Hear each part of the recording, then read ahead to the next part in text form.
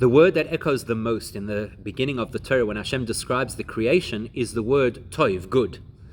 Vayar Elokim es ha'or ki toiv. Hashem saw the light, which was the first creation, and it was good. And then he did this, and it was good. And he did that, and it was good. It's quite interesting, because surely that then frames for us how we're supposed to look at the world. Hashem introduces the world to us by saying 10 times in a row, it is good.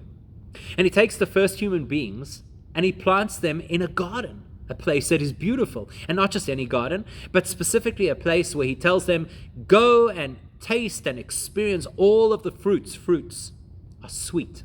They add pleasure to a person's life. So the world is good, and the garden is a place of sweetness. And Hashem is close because we see all these interactions between Adam and Eve and God himself.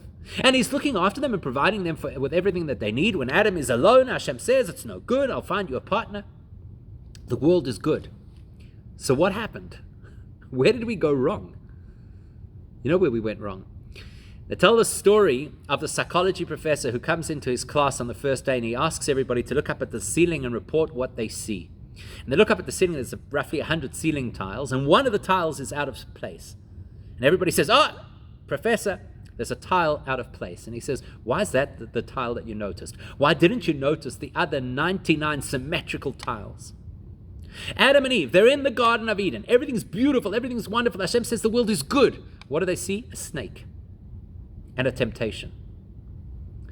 There are two choices of how we look at the world.